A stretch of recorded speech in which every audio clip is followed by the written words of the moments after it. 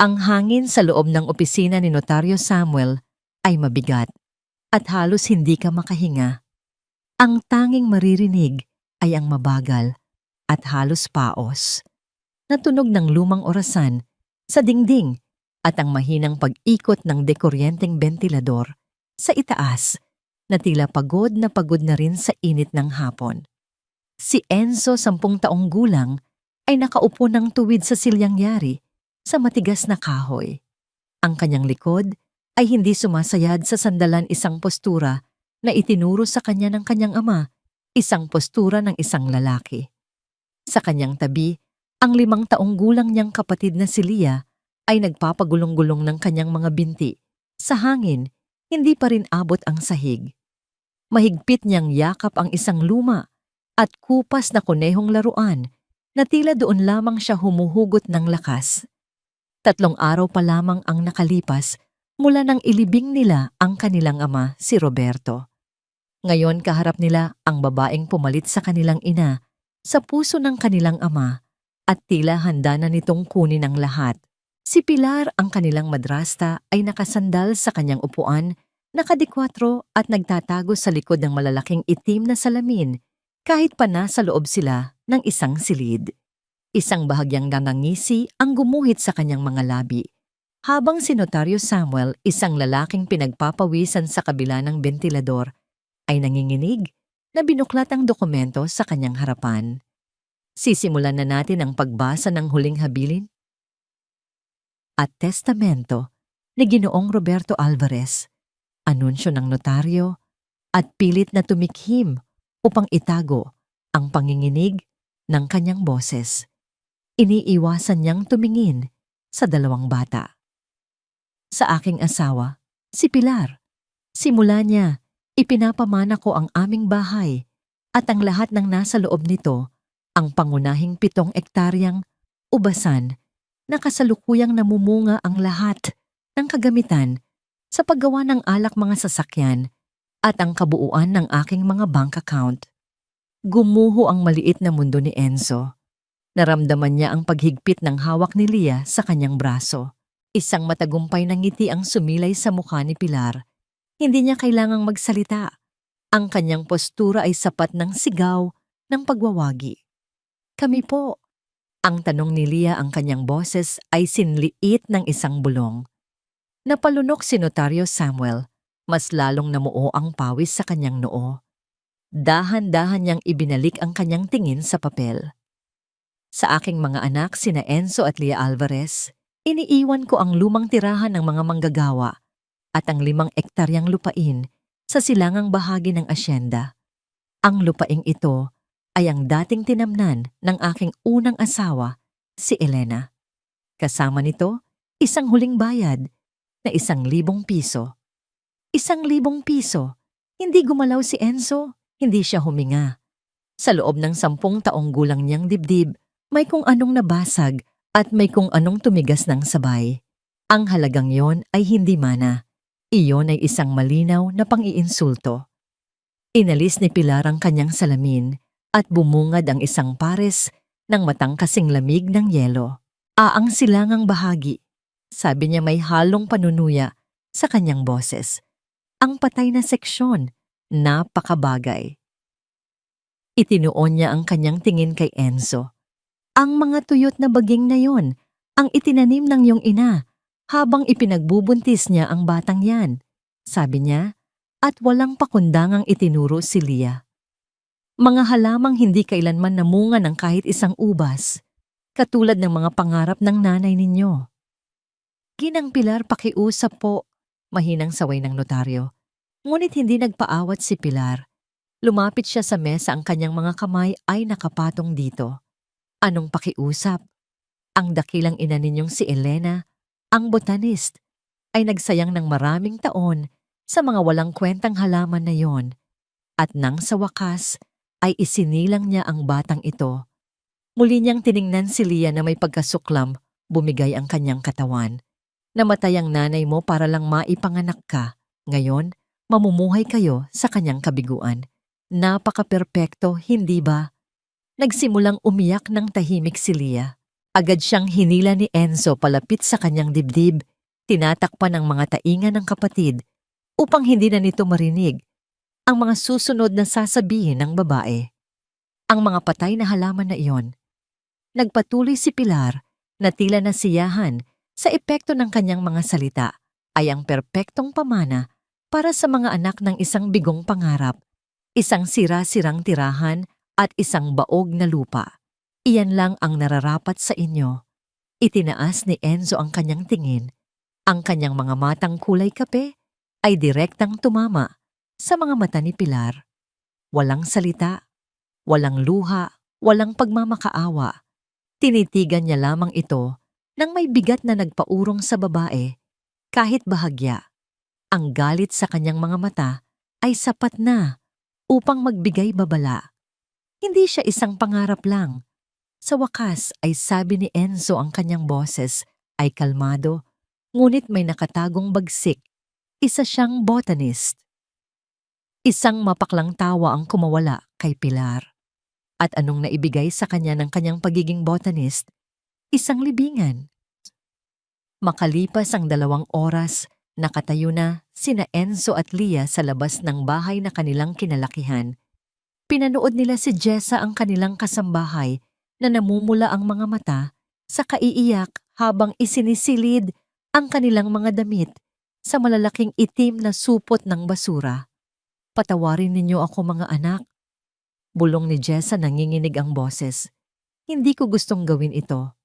Ayos lang po manang Jessa. Sagot ni Enzo walang emosyon. Nagpasya na siya sa loob ng opisina ng notaryo. Hinding-hindi na siya magpapakita ng kahinaan. Siya na ang lalaki ngayon. Patay na ang kanilang ina. Patay na ang kanilang ama. Silang 2 na lang ang natitira. Habang hindi nakatingin si Pilar, may idinula si Jessa sa bulsa ni Enzo. Isang lukot na 500 piso. 6 na supot ng basura. Iyon na lamang ang natira sa kanilang buhay. Mga damit, ilang libro ang kunehong laruan ni Lia at isang kupas na litrato ng kanilang mga magulang na masayang magkayakap. Sige na, umalis na kayo.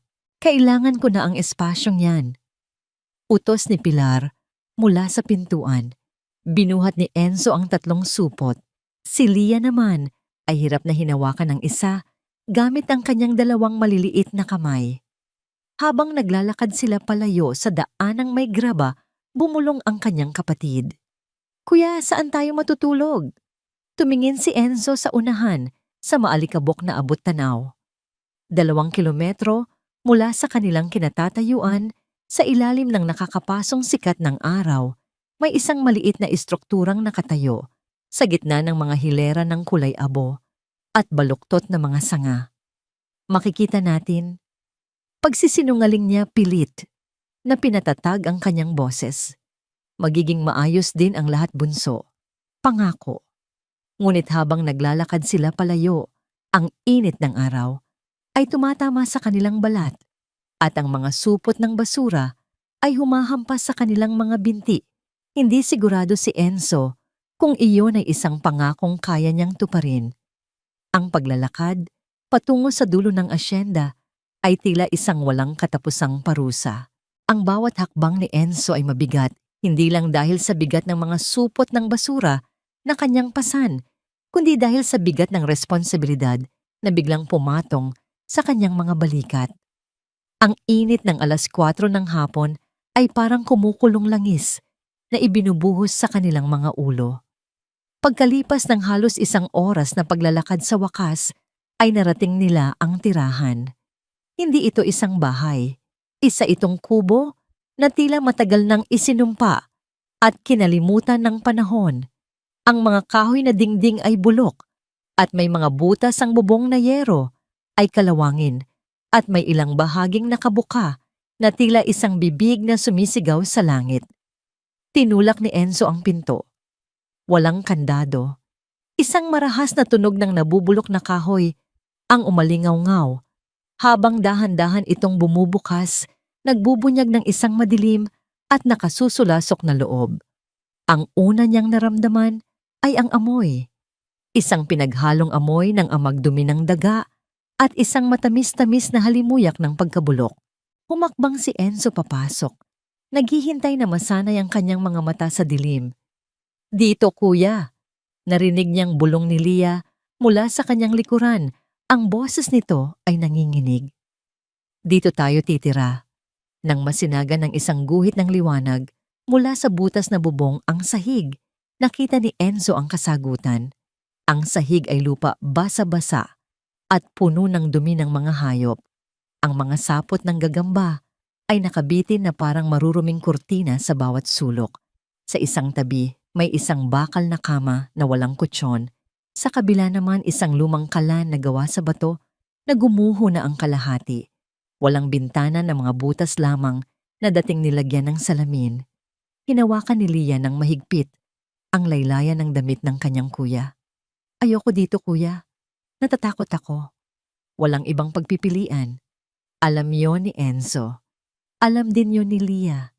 Sa sumunod na 3 oras bago tuluyang lumubog ang araw, kumilos si Enzo na parang hindi siya isang bata. Ginamit niya ang isang tuyong sanga bilang walis, itinutulak ang mga dumi palabas ng pinto. Kinaladkad niya ang isang maruming kutsyon na iniwan ni Pilar para sa kanila at inilagay sa sulok na hindi gaanong mabasa.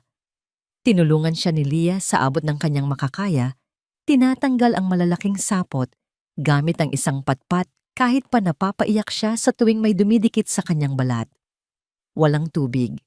Ang gripo sa labas ay kinakalawang at hindi gumagana. Isang tunog lamang ng hangin ang lumabas nang subukan itong paandarin ni Enzo. Walang ilaw. At higit sa lahat walang pagkain. "Kuya, gutom na ako." Sabi ni Lia nakaupo sa ibabaw ng kutsyon. Ang boses niya ay mahina at halos mawala sa lumalaking dilim.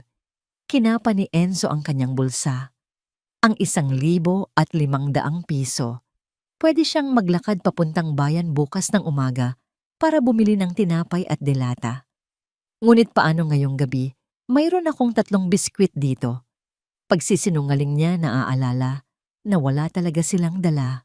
"Gusto mo?" Tumango si Lia, ang kanyang mga mata ay puno ng pag-asa. Lumabas si Enzo at sa liwanag ng papalubog na araw, nagkunwari siyang naghahanap sa loob ng mga supot. Walang pagkain. Kahit isang mumo. Ngunit may iba siyang nakita sa ilalim ng isang supot. Ang luma at makapal na jacket ng kanilang ama. Itinaas niya ito at ang amoy nito ay tila isang suntok na dumurog sa kanyang puso.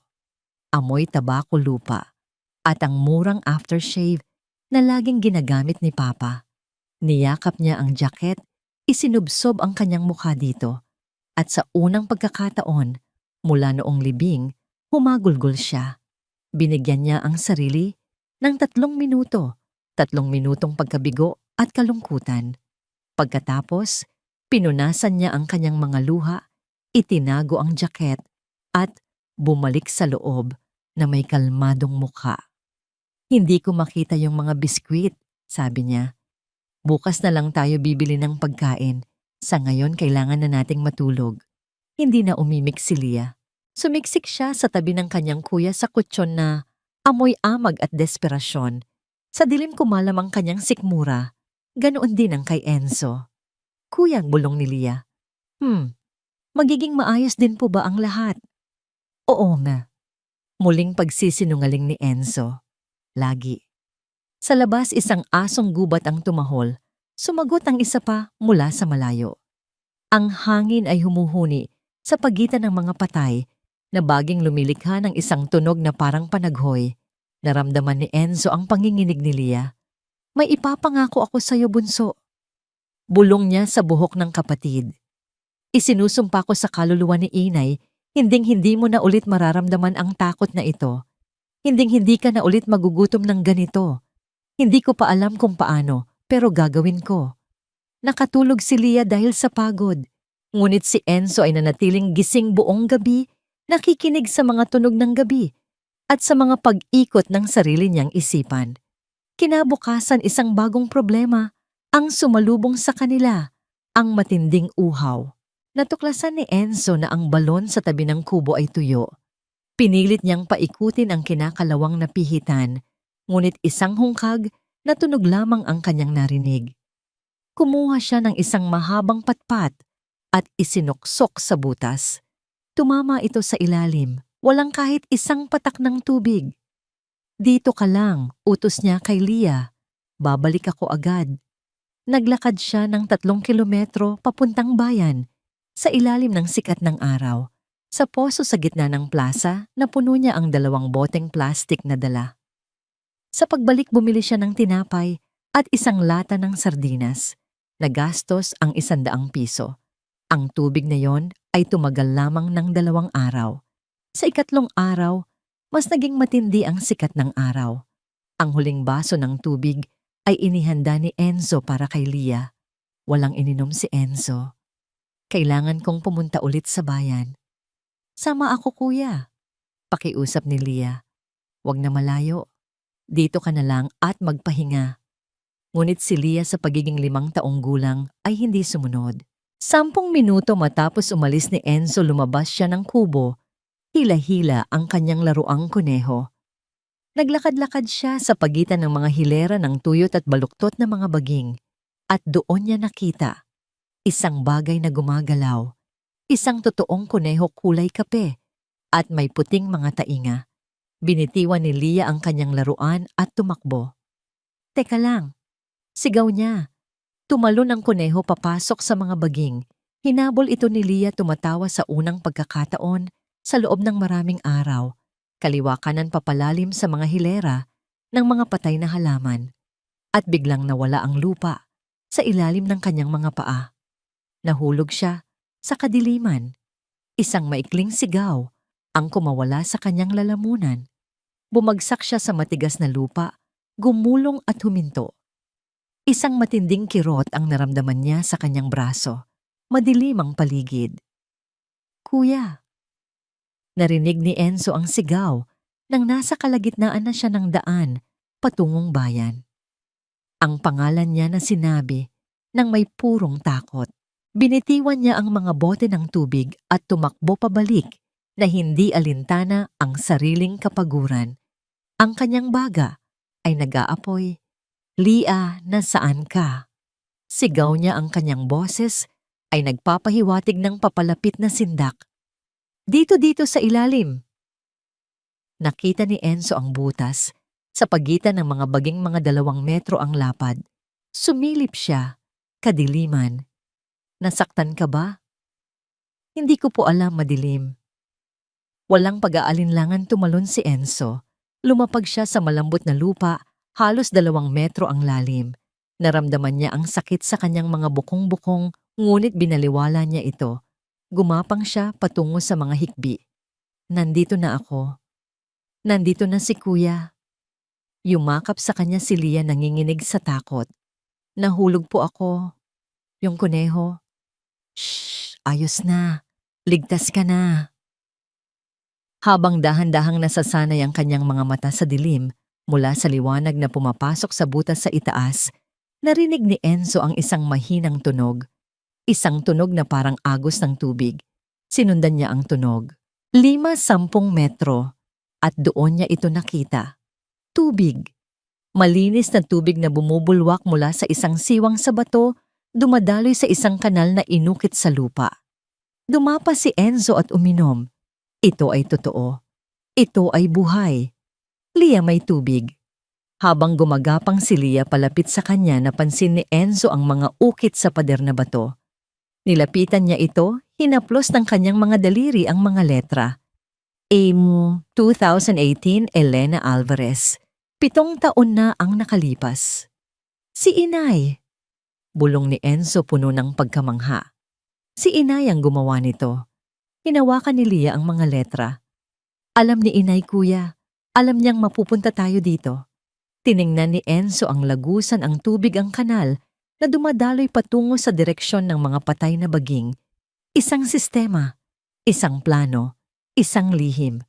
Oo, bunso, sabi niya, isang bagong pag-asa ang sumisibol sa kanyang puso. Sa tingin ko, napakaraming alam ni Inay. Ginamit nilang hagdanan ang makakapal na ugat ng isang matandang puno na gumagapang sa pader ng lagusan upang makaakyat pabalik sa ibabaw. Sila ay basang-basa, marumi at pagod. Ngunit sa kauna-unahang pagkakataon, sa loob ng maraming araw, mayroong liwanag sa kanilang mga mata. Ang pagkatuklas sa tubig ay hindi lamang pumawi sa kanilang uhaw. Binigyan sila nito ng isang bagay na mas mahalaga, pag-asa. Si Inay ang gumawa noon para sa atin. Paulit-ulit na sinasabi ni Leah habang naglalakad sila pabalik sa sira-sirang kubo. Ang kanyang boses ay puno ng pagkamangha. Tumango si Enzo, ang kanyang isip ay abala sa pag-iisip. Ang mga patay na baging sa kanilang paligid ay hindi na lamang mga tuyot na kahoy. Ang mga ito ngayon ay mga palatandaan, bahagi ng isang malaking palaisipan na iniwan ng kanilang ina. Kung nagawa niyang itago ang isang bukal ng tubig sa ilalim ng lupa, ano pa kaya ang iba niyang mga itinagong lihim?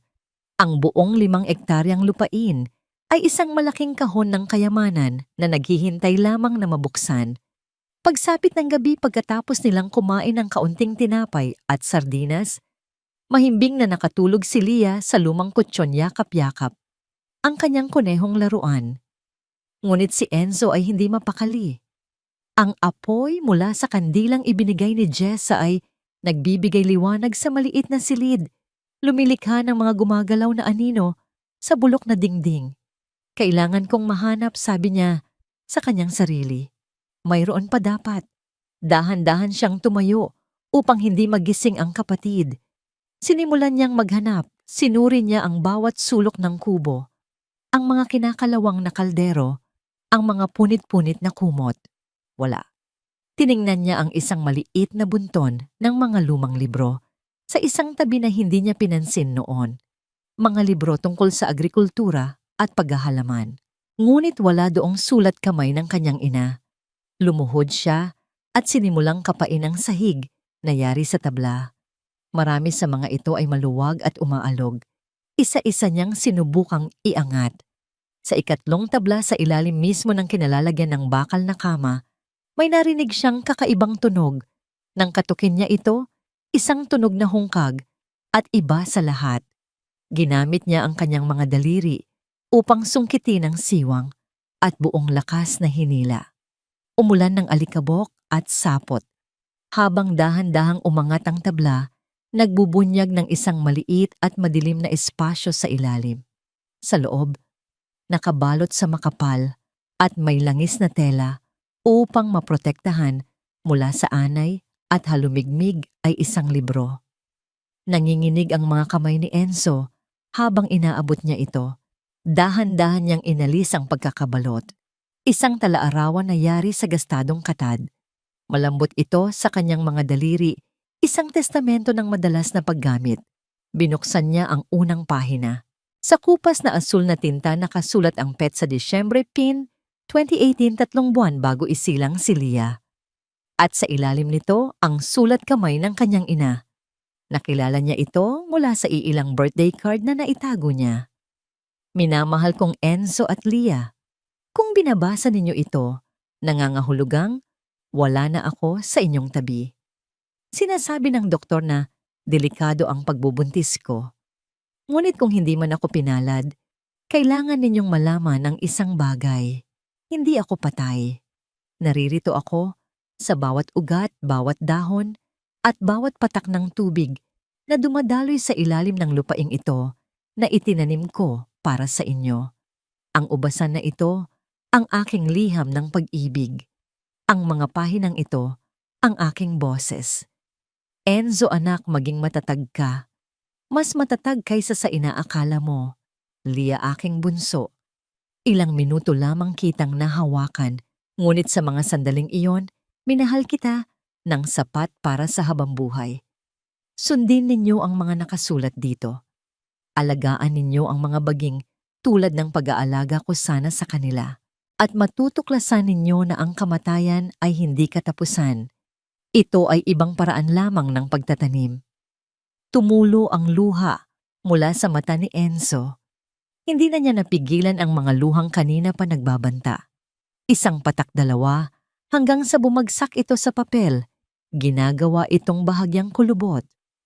Humagulgol siya, hindi ng tahimik, hindi ng patago. Isang tunog na basag at puno ng sakit na nagmula sa lalamunan ng isang 10 taong gulang na batang lalaki na dumanas ng napakaraming pagkawala. Niyakap niya ang tala-arawan sa kanyang dibdib na tila ba yun ang huling piraso ng kanyang ina na natitira sa mundo. Nagising si Leah sa tunog ng kanyang pag-iyak. Nakita niya ang kanyang kapatid na nanginginig sa liwanag ng kandila. Hindi makasagot si Enzo. Patuloy lamang siya sa pag-iyak. Gumapang si Leah palapit sa kanya, takot ngunit matapang. "Kuya, ano yan?" Tanong niya. Ang kanyang mga mata ay nakatuon sa libro. Ipinakita ni Enzo ang unang pahina. Hindi pa gaanong marunong magbasa si Leah, ngunit may isang salita siyang nakilala. "Inay," sabi niya ng pabulong. "Galing kay Inay." "Oo," sagot ni Enzo, pinupunasan ang kanyang muka gamit ang likod ng kanyang kamay. "Sumulat siya para sa atin bago siya nawala. Nag-iwan siya ng mga bilin para sa lahat." Hinawakan ni Leah ang papel na may paggalang na para bang ito ay isang banal na bagay. Ano pong sabi niya? Binasa ni Enzo ng malakas ang sulat, ang kanyang boses ay nanginginig sa bawat salita. Nang matapos niya ito, may mga luha na ring dumadaloy sa mga pisngi ni Leah. "Naalala niya rin ako," sabi ni Leah puno ng pagtataka. "Kilala ako ni Inay." "Minahal ka niya." Pagtatama ni Enzo. "Sobra. Kaya plinano niya ang lahat ng ito para sa atin." Ginugol nila ang sumunod na oras sa pagtingin sa mga pahina. Hindi maintindihan ni Enzo ang kalahati ng mga technical na salita, photosynthesis, oxidation, tannins. Ngunit naintindihan niya ang pagmamahal sa likod ng bawat isa. Ang bawat detalyadong drawing, bawat maingat na tala ay isang gawa ng pananampalataya mula sa isang babaeng alam niyang maaring wala na siya doon upang makita ang paglaki ng kanyang mga anak.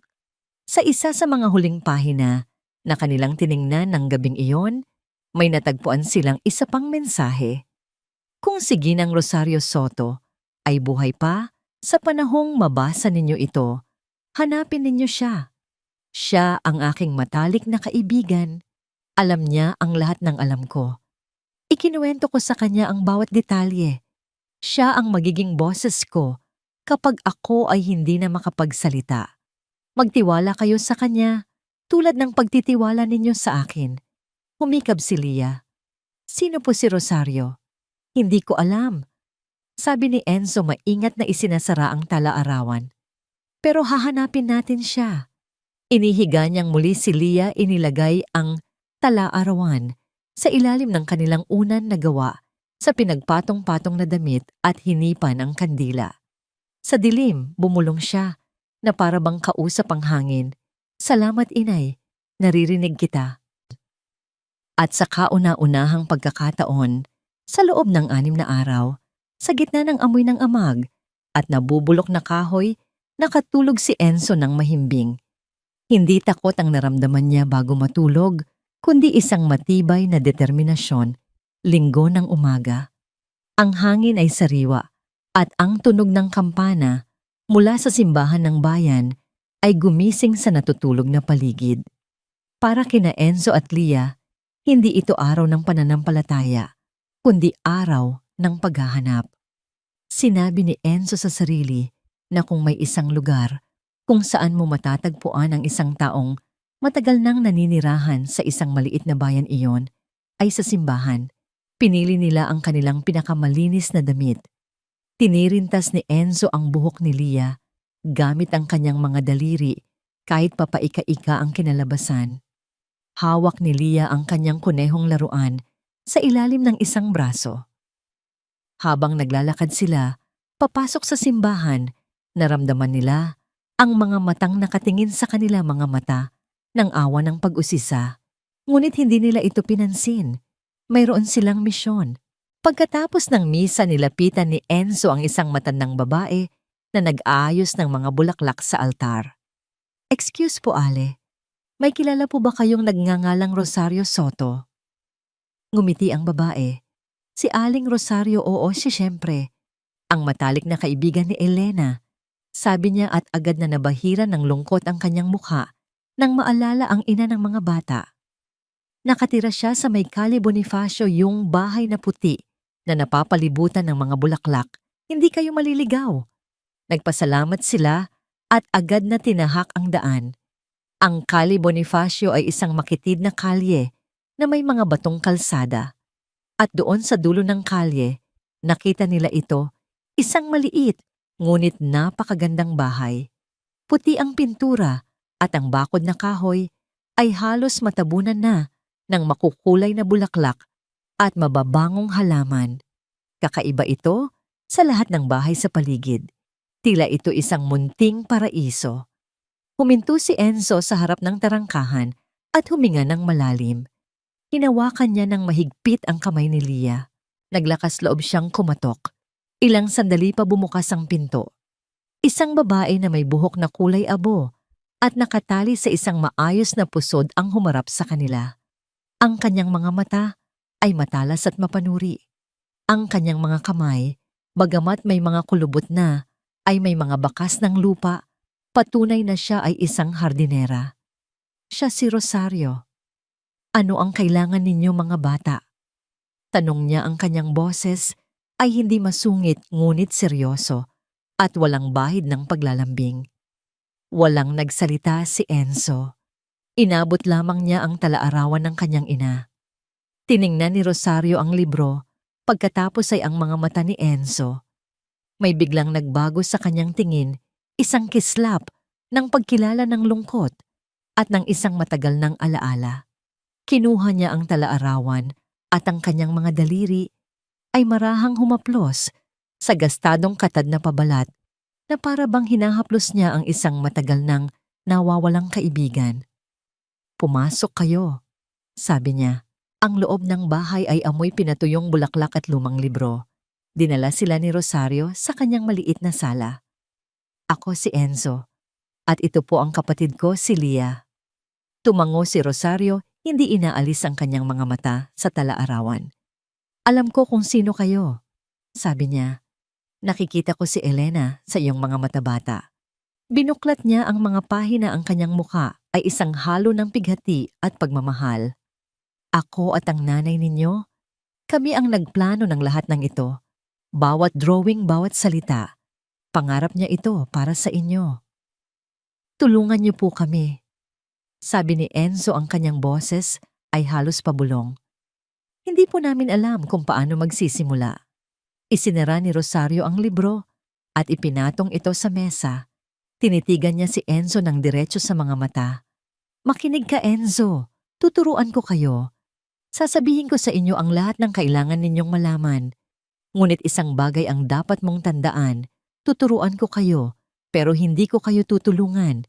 Hindi ko gagawin para sa inyo ang trabaho. Ang bawat patak ng pawis ay kailangang manggaling sa inyo. Ang kaalaman lang ang maibibigay ko. Malinaw ba? Tumango si Enzo, kahit pa medyo natakot siya sa kaseryosohan ng matanda. Opo. Mabuti, halikayo, may ipapakita ako sa inyo. Isinama sila ni Rosario, palabas ng kanyang bahay at pabalik sa kanilang sariling lupain. Naglakad sila papunta sa gitna ng mga patay na baging. Inakala ni Enzo na ituturo nito ang mga tuyot na sanga, ngunit sa halip itinuro ni Rosario ang mga ligaw na halaman na tumutubo sa pagitan ng mga hilera. Mga halaman na may maliliit at kulay ube na bulaklak. Ang una ninyong aral ay hindi tungkol sa ubas, sabi ni Rosario. Ito ay tungkol dito. Pumitas siya ng isang tangkay. Lavender. Alam mo ba kung ano ito? Umiling si Enzo. Ito ang paboritong amoy ng nanay mo. Ang mga bulaklak nito, kapag pinatuyo, ay ginagawang pabango sa mga aparador. Mabenta ito sa mga taga-Maynila na dumadayo dito. Habang natutulog pa ang inyong mga baging, ang lavender ang gigising sa inyong pag-asa. Magsimula kayo dito. Anihin ninyo ang lahat ng bulaklak. Bukas, tuturuan ko kayo kung paano ito patuyuin. Habang abala sila sa pag-inspeksyon sa mga halaman, isang grupo ng mga batang lalaki ang dumaan pinangungunahan ng isang mas matanda sa kanila na nagngangalang Jax. "Hoy, Enzo, ano yan? Naglalaro lang kayo ng mga damo?" Kantiyaw ni Jax na may mapanuksong na ngiti. "Akala ko ba bubuhayin nyo ang ubasan ng tatay nyo? Baka sa susunod na taon, damo na ang ibebenta nyo." Nagtawanan ang kanyang mga kasama. Hindi sila pinansin ni Enzo at nagpatuloy sa pakikinig kay Rosario. Kaya pala, namatay yang ubasan. Patuloy ni Jax, mas malakas ngayon. Puro pangarap, walang alam. Katulad ng nanay nyo. Sa isang iglap nagdilim ang paningin ni Enzo. Binitiwan niya ang hawak na lavender at mabilis na hinarap si Jax. Hindi siya nagsalita. Buong lakas niya itong itinulak. Natumba si Jax sa maalikabok na lupa. "Wag na huwag mong pagsasalitaan ng nanay ko." Sigaw ni Enzo, ang kanyang mga kamao ay nakakuyom. Nagulat si Jax at ang kanyang mga kaibigan. Mabilis na tumayo si Jax, handa nang gumanti, ngunit isang matigas na boses ang pumigil sa kanila. "Tama na yan." Si Rosario. Nakatayo siya sa pagitan ng dalawang bata. Ang kanyang mga mata ay parang dalawang nagbabagang uling na nakatutok kay Jax. "Umalis na kayo, bago pa may masaktan dito." Walang imik na umalis si Jax at ang kanyang mga kaibigan, ngunit hindi bago mag-iwan ng isang masamang tingin kay Enzo. Nang sila na lang ang natira, humarap si Rosario kay Enzo. Hindi siya galit. Sa halip may bakas ng pag-unawa sa kanyang mukha. Ang galit ay parang lason bata. "Huwag mong hayaang kainin ka nito. Gamitin mo iyan. Gawin mo yang panggatong para patunayan sa kanilang lahat na nagkakamali sila." Bumalik sila sa bahay ni Rosario. Bago sila umuwi, pumasok ang matanda sa loob at lumabas na may dalang isang makapal at lumang libro. Inabot niya ito kay Enzo. "Aralin mo ito. Ang bawat pahina, bawat salita. Ang lupa ay hindi nagbibigay ng kanyang yaman sa mga tamad at walang alam." Tiningnan ni Enzo ang pamagat Principles of Botany. "Ang kaalaman." Sabi ni Rosario, ang kanyang boses ay mariin at puno ng kahulugan. "Ang una mong sandata. Basahin mo ito." Sinunod ni na Enzo at Lia ang utos ni Rosario. Sa sumunod na 5 araw ang kanilang mundo ay umikot sa pag-aani ng lavender.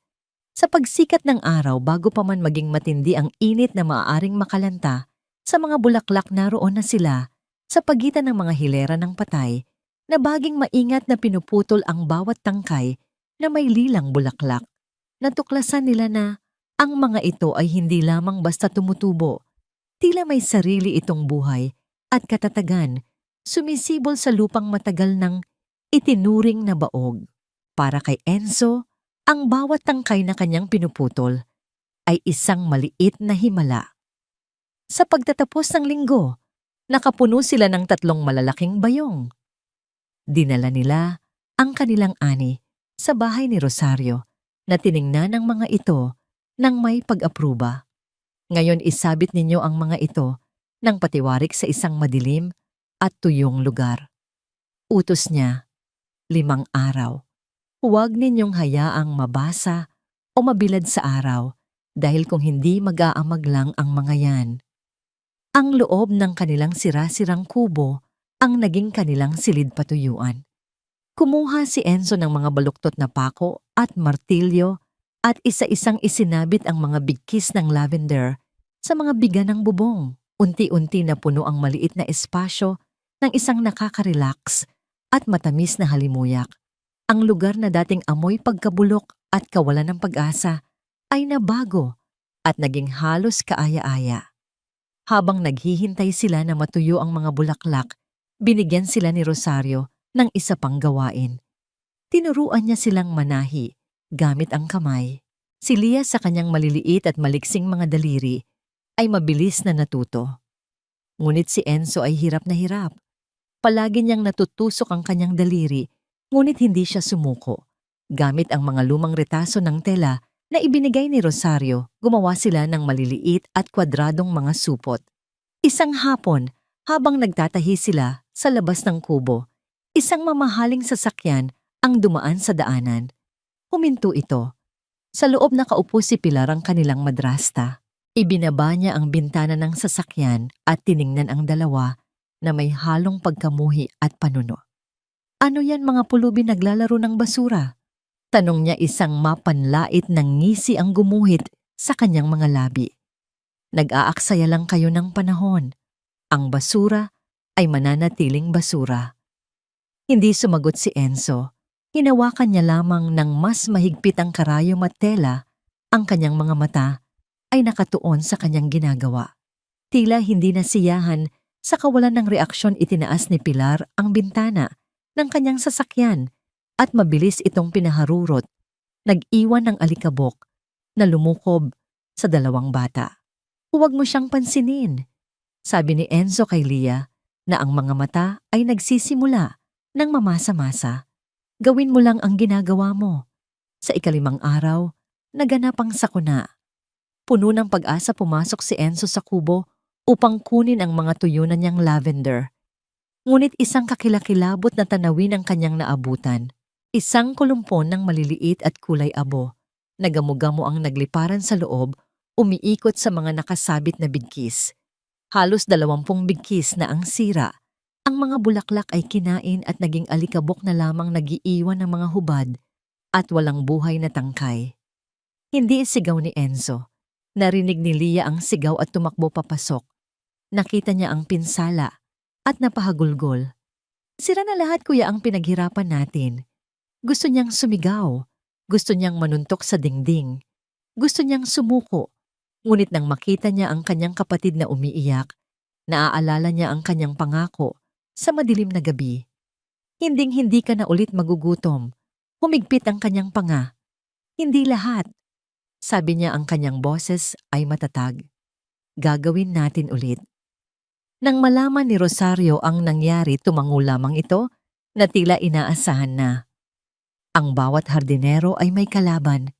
Sabi niya, tinuruan niya sila ng isang lumang pamamaraan, magtali ng mga pinatuyong siling labuyo sa pagitan ng mga bigkis ng lavender.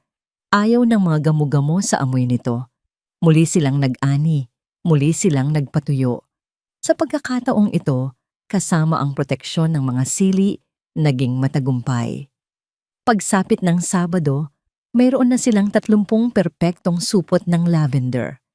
Ginamit ni Lia ang mga pangkulay na ibinigay ni Padre Arturo mula sa simbahan upang gumuhit ng maliliit na lilang bulaklak sa mga piraso ng papel.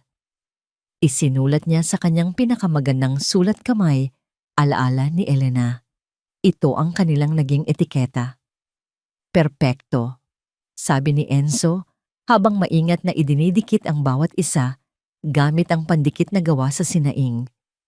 Kinabukasan ng plaza ng bayan ay puno ng buhay para sa perya ng simbahan. May mga makukulay na banderitas, mga tindahan ng pagkain at mga pamilyang masayang naglalakad. Sa isang sulok sa isang mesang ipinahiram sa kanila, inayos ni na Enzo at Lia ang kanilang 30 supot ng lavender. 15 piso ang bawat isa. Kinakabahan si Enzo. Paano kung walang bumili? Paano kung pagtawanan lang sila? Si Lia naman ay mahigpit na nakayakap sa kanyang kunehong laruan. Ang kanyang mga mata ay malaki at puno ng pag-aalala. Lumipas ang isang oras. Walang lumalapit. Ang mga tao ay dumadaan lamang, tinitingnan sila nang may awa ngunit walang bumibili. Nagsimula nang mawala ng pag-asa si Enzo. Maya-maya isang babaeng nasa katanghaliang gulang ang huminto sa kanilang mesa. Hindi siya nakilala ni Enzo hanggang sa magsalita ito. Magkano ang mga ito, iho? Ang boses na yon, si Jessa, ang kanilang dating kasambahay. 15 piso po. Sagot ni Enzo, ang kanyang boses ay malamig. Kumuha si Jessa ng 5 supot. Inamoy niya ang isa. Amoy Elena. Bulong niya at biglang namuo ang mga luha sa kanyang mga mata. Dumukot siya ng 75 piso mula sa kanyang pitaka. Bibilin ko lahat ng 5. Manang Jessa. Simula ni Enzo. Huwag ka nang magsalita, sabi ni Jessa at inilagay ang pera sa kamay ni Enzo. Bumulong siya ng sapat lang para marinig niya. Patawarin mo ako, Enzo. Wala akong lakas ng loob na suwayin siya noon. Pero araw-araw, ipinagdarasal ko kayo. Mabilis siyang umalis, pinupunasan ang kanyang mga mata. Tinitigan ni Enzo ang 75 piso, ang kanilang unang benta. Isang kakaibang bigat ang naramdaman niya sa kanyang dibdib. Patawad marahil. Ang pagbili ni Jessa ay tila isang senyales. Isang matandang ginang ang bumili para sa kanyang aparador. Isang batang ina ang bumili para sa silid ng kanyang sanggol. Pagkatapos dumating si Padre Arturo. Napakabango naman nito. Sabi niya na may malaking ngiti na para bang hindi niya alam kung ano ang kanilang tinitinda. Bigyan mo ako ng 10 para sa simbahan. Alam ni Enzo kung ano ang ginagawa ng pari. Ito ay tulong na nakabalat kayo. Ngunit sa pagkakataong ito, tinanggap niya ito ng may pasasalamat. Pagsapit ng 3:00 ng hapon, naubos ang lahat ng 30 supot. 3 beses binilang ni Enzo ang pera. 450 piso. Habang naglalakad pa uwi, nagtanong si Lia, "Kuya, mayaman na ba tayo?" Tumawa si Enzo, isang tunog na halos nakalimutan na niya kung paano gawin. Hindi pa.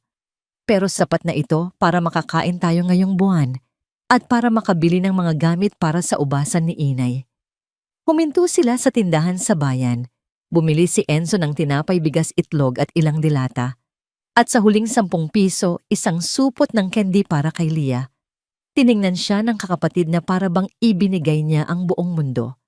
Nang gabing iyon, kumain sila ng busog sa unang pagkakataon sa loob ng maraming linggo. Itinago ni Enzo ang 300 piso sa isang latang kape at ibinaon sa ilalim ng sahig katabi ng talaarawan. Kinuha niya ang natitirang pera at ang talaarawan ng kanilang ina. "Ano pong bibilhin natin, kuya?" tanong ni Lia. Binuklat ni Enzo ang isang pahina na may drawing ng mga ugat at lupa. "Abono," sabi niya. At isang maliit na pala. Kung ano ang sinasabi ni Inay na kailangan natin.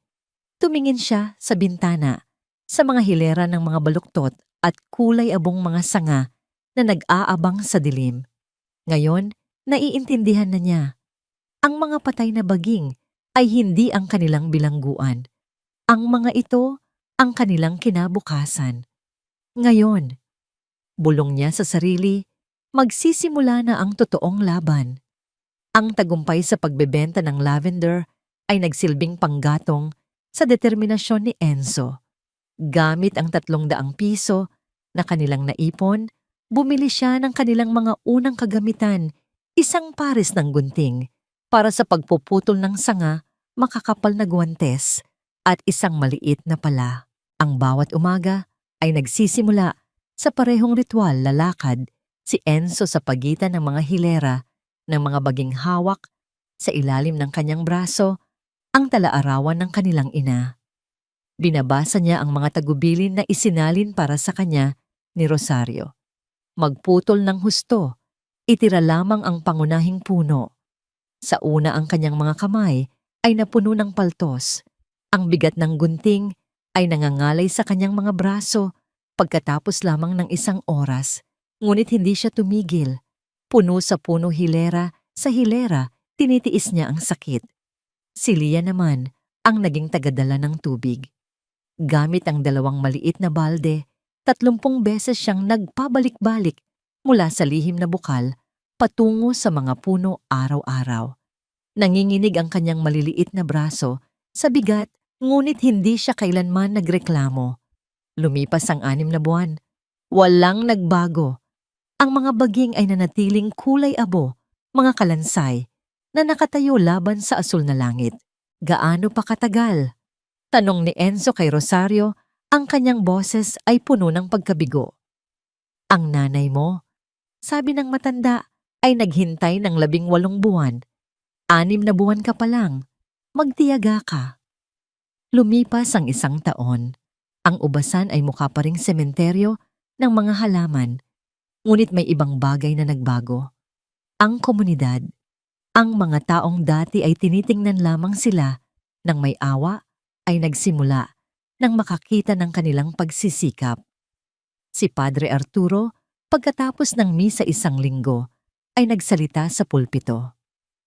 Ang mga anak ni Elena ay nangangailangan ng ating tulong, hindi ng pera, kundi ng ating mga kamay.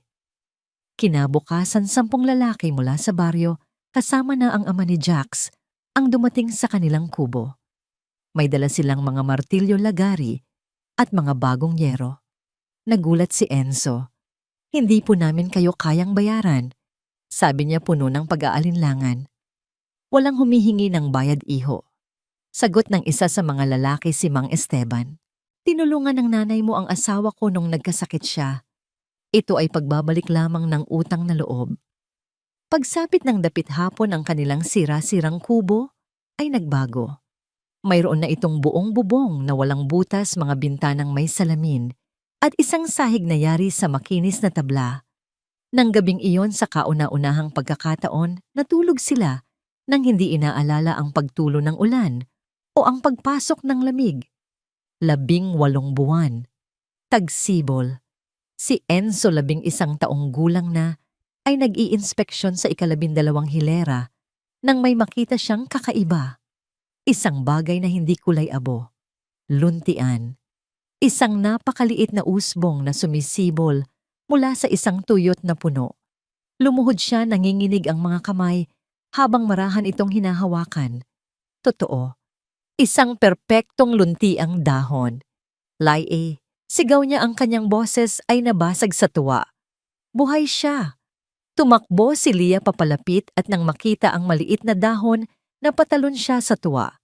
Ang balita ay kumalat sa buong bayan na parang apoy. Ang himala sa ubasan ng mga Alvarez ang naging usap-usapan. Ang balitang ito ay nakarating din kay Faye, isang batang estudyante ng agrikultura mula sa isang universidad sa Maynila. Isang araw, dumating siya sa ubasan, may dalang mga notebook at isang mausisang ngiti. Narinig ko po ang tungkol sa 2 bata na bumubuhay ng isang patay na ubasan. Sabi niya, pwede ko po bang pag-aralan ang pamamaraan ninyo? Sinusunod lang po namin ang tala-arawan ng nanay ko, sagot ni Enzo. Kung ganoon siya ang may pamamaraan, pwede ko po bang makita? Pumayag si Rosario. Si Faye ay naging isang malaking tulong, ipinapaliwanag ang mga komplikadong salita sa tala-arawan at nagtuturo ng mga modernong teknik sa pag-aalaga ng halaman. Ngunit ang tagumpay ay may kasamang anino. Nakarating din ang balita kay Pilar. Isang araw habang abala sina Enzo at Faye sa pagsusukat ng pH level ng lupa, isang sasakyan mula sa gobyerno ang huminto sa harap ng kanilang kubo. 2 social worker ang bumaba. Kami ay mula sa Department of Social Welfare and Development. Sabi ng isang babae, nakatanggap kami ng ulat na may 2 menor de edad na nakatira dito nang walang sapat na pangangalaga. Nanlamig si Enzo. Ito ay gawa ni Pilar.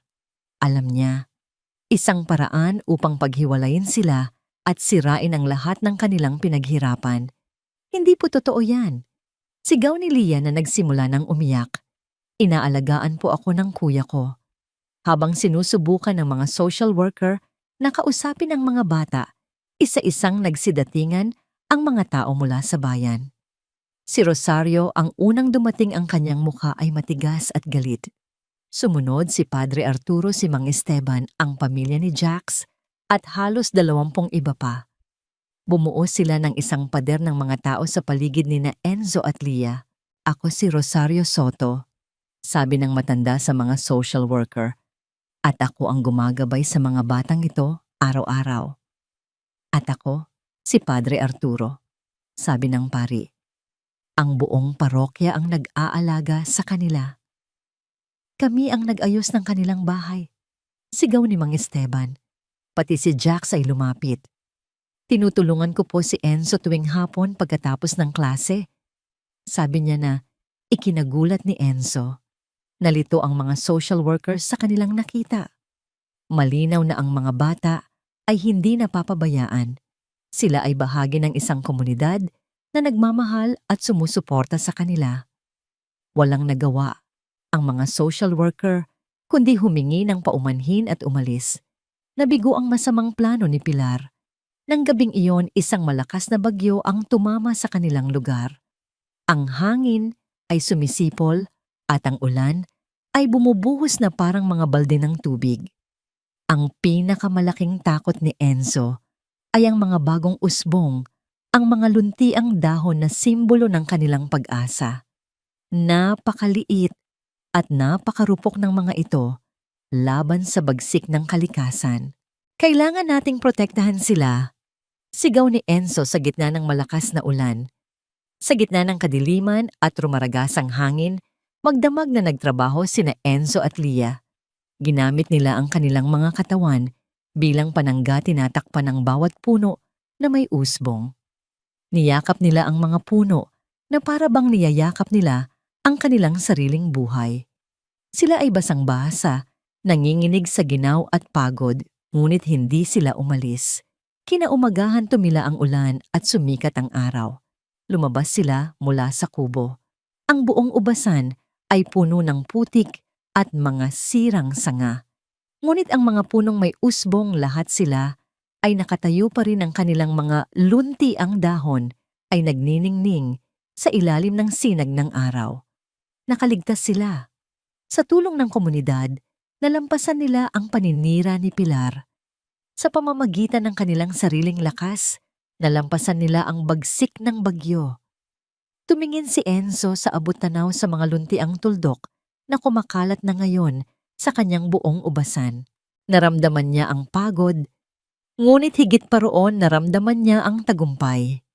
Ang mga ugat na kanilang inalagaan ay nagsisimula nang kumapit ng mas malalim. Lumipas ang 2 pang taon. Ang mga luntiang tuldok na minsang ipinagtanggol ni na Enzo at Lia mula sa bagyo ay naging makakapal na dahon. Ang mga puno ay hindi na mukhang mga kalansay. Sila ay puno na ng buhay. Si Enzo ngayon ay 13 taong gulang, ay mas matangkad at ang kanyang mga braso ay mas malakas dahil sa 4 na taon ng walang tigil na pagtatrabaho. Si Lia sa edad na 8 ay hindi lamang nag-aaral ng mabuti, kundi siya na rin ang gumuguhit ng mga disenyo para sa kanilang patuloy na negosyo ng lavender. Pagsapit ng Marso ng ika-4 na taon, dumating ang sandaling matagal na nilang hinihintay. Sa mga sanga sa ilalim ng malalabay na dahon, nakasabit ang mga kumpol ng ubas, hindi marami ngunit perpekto.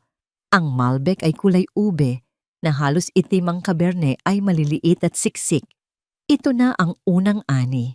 Ang pag-aani ay naging isang pagdiriwang. Sa loob ng 3 araw, si Enzo Lia Rosario, Fay Padre Arturo, at maging si Jax ay magkakasamang namitas ng mga ubas. Ang bawat kumpol ay maingat na pinuputol na para bang ito ay isang hiyas. Nakakolekta sila ng halos 200 kilo, isang maliit na halaga kumpara sa mga malalaking ubasan, ngunit para sa kanila ito na ang buong mundo. Dinala nila ang mga ubas sa isang maliit na kamalig na kanilang inayos.